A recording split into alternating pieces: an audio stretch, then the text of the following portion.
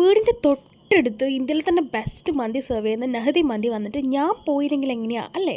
So guys, അങ്ങനെ ഞാനും കണ്ണൂർ തായച്ചവയിൽ ഇപ്പോൾ ഓപ്പണിംഗ് ആയിട്ടുള്ള നെഹദി മന്തിയിൽ വന്നിരിക്കുകയാണ്. നല്ല കിട്ടില്ല പോലത്തെ മന്തി കഴിക്കാൻ വേണ്ടിയിട്ട്. സോ നമ്മളവിടെ ചെല്ലുമ്പോൾ തന്നെ സ്റ്റാർട്ടിംഗ് ആയിട്ടുള്ള ഒരു ഡ്രിങ്ക് നമുക്ക് കിട്ടും കേട്ടോ. അതൊരു ലെമൺ ടീ ആണോ എനിക്കറിയത്തില്ല, ഒരു പട്ട ഗ്രാമ്പ് അങ്ങനത്തെ സാധനങ്ങളൊക്കെ ഒരു ടേസ്റ്റ് ആയിരുന്നു. എനിവേസ് നല്ലായിരുന്നു, കൊള്ളായിരുന്നു.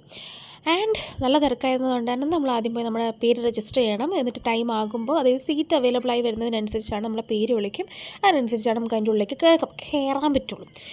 അപ്പോൾ അങ്ങനെ ഞങ്ങളെ ഊഴം വന്നു. ഞാൻ നല്ല പോലത്തെ ഒരു ബീഫ് മന്തി മട്ടൻ മന്തിയൊക്കെ വാങ്ങി അടിക്കാം എന്നൊക്കെ വിചാരിച്ചാണ് പോയത്. പക്ഷേ ഞാൻ അടപടലം മൂഞ്ചി, കാരണം ഞാൻ രാത്രിയായിരുന്നു പോയത്. അപ്പം ഓൾമോസ്റ്റ് എല്ലാം തന്നെ കഴിഞ്ഞിട്ടുണ്ടായിരുന്നു. ആകെ ഷവായും പിന്നെ അതുപോലെ അൽഫാമും മാത്രമേ ഉണ്ടായിരുന്നുള്ളൂ. സോ അത് രണ്ടും ഞങ്ങൾ ഓർഡർ ചെയ്തു കേട്ടോ. ഭയങ്കര ഹൈപ്പൊക്കെ കൊടുത്തിട്ട് ഒരുപാട് ഇൻഫ്ലുവൻസേഴ്സിൻ്റെയൊക്കെ വീഡിയോസും കാര്യങ്ങളൊക്കെ കണ്ടിട്ടാണ് ഞാനും നെഹദി മന്തിയിൽ പോയിട്ടുണ്ടായിരുന്നു. ഓൾറെഡി ഞാൻ കോഴിക്കോട് ഉണ്ടായിരുന്ന ടൈമിൽ കഴിച്ചിട്ടുണ്ട്, പക്ഷേ എനിക്ക് ടേസ്റ്റ് ഒന്നും ഓർമ്മയില്ലായിരുന്നു കേട്ടോ.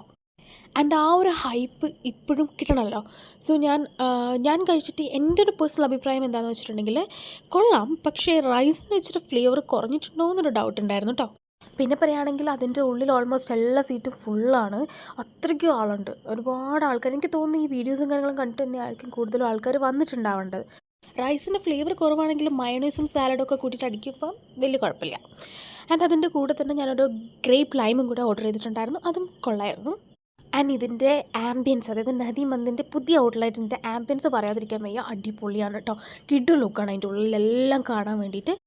പിന്നെ റൈസിൻ്റെ ഫ്ലേവർ കുറവാണെങ്കിലും മയോണൈസും അതുപോലെ തന്നെ ആ ഒരു ടൊമാറ്റോ ചട്നിയും ചിക്കനൊക്കെ കൂട്ടി അടിക്കുമ്പോൾ കൊള്ളാം, കുഴപ്പമില്ല. ആൻഡ് പ്രൈസ് വന്നിട്ട് ഓവർ പ്രൈസോ കാര്യങ്ങളോ ഒന്നുമില്ല, നോർമൽ റേറ്റ് തന്നെയാണ് കേട്ടോ. ഞങ്ങൾക്കൊരു 500 സംതിങ് ബില്ലായി. ആ ബില്ലൊക്കെ ചെയ്ത് ഞാൻ നേരെ വീട്ടിൽ പോയിട്ട്